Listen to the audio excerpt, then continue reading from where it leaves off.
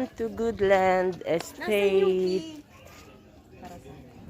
Okay guys, yan naman ang aming conference.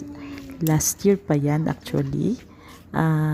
Ngayon ko lang in-upload guys. Para naman meron akong mga souvenir at makita nyo rin ang anong ginagawa namin kapag meron kaming mga conference sa church namin. At yan nga guys, ang peaceful ng lugar, diba?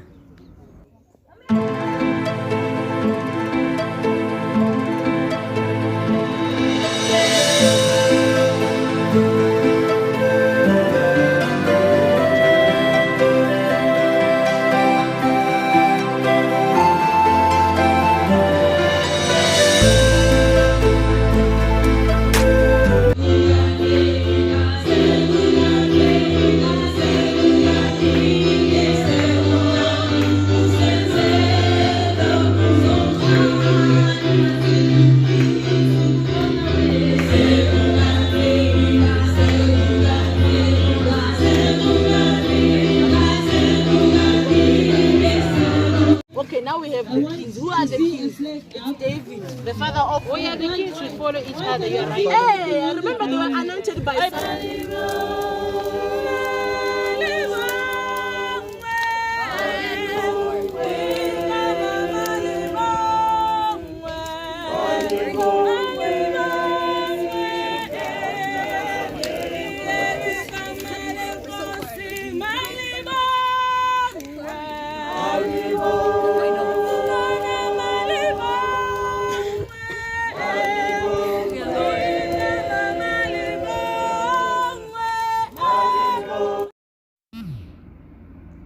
Yan naman guys ang aming morning devotion led by Pastor Randy Cura.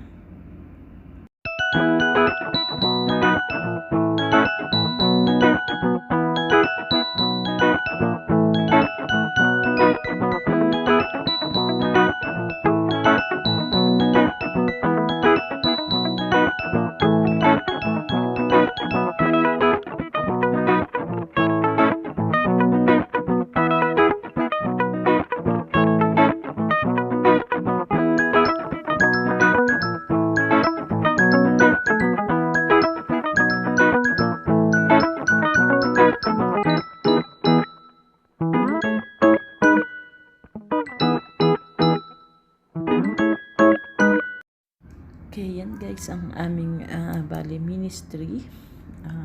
Tunay na napakasarap at fulfilling kapag ikaw ay nagsiserve sa Panginoon. Iba yung pakiramdam pagka binigay mo yung buhay mo kay Lord.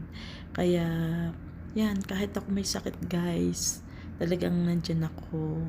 Talagang alam ng mga kasama ko talaga na masama pakiramdam ko kasi hinilot ako ng aking si Carol, ng aking kapatid sa Panginoon na si Carol, na kinabukasan gumanda yung pakiramdam ko. Pero if you can notice, yung aking boses dyan ay medyo iba po yung sound niya kasi nga may sipon ako, tsaka masama talaga yung pakiramdam ko. Pero praise God naman at talagang pinagaling naman ako ni Lord. At tsaka yan guys, nakita nyo yan, pila siya sa pagkain. Yan, ganyan kami guys dito, mga local people, yung aming kasama. Yan. Yan mga pag-games ko guys. Tinignan ko kung talagang sino ang nakaka-memorize ng Genesis to Revelation. Bali, 4 groups sila. So, nakakatuwa kasi merong hindi nakaka-memorize. Meron namang na-memorize nila pero nakakalimutan parang ako. Tapos yung iba, talagang alam nila. So, yun, may nanalo. Yung iba naman, alam nila dahil sa medyo ginugulo ko sila. Siyempre, ano ko yun, bali parang wala lang, tekniko lang para magulo sila. Nalimutan.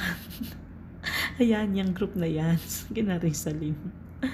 Ayan, so ang saya, masaya siya guys, nakakatuwa. Talagang napakasarap talagang maglingkod sa Panginoon. After that, parang iba yung pakiramdam mo ba. So, yan. So, sana kayo din makasama rin namin sa mga ganyang mission, lalo na yung mga kasama ko. Sana makasama ko one day sa Pilipinas o kahit saan, di ba? Ayan, enjoy kayo sa panonood mga kapatid, mga Team Unggoy at mga friends. God bless.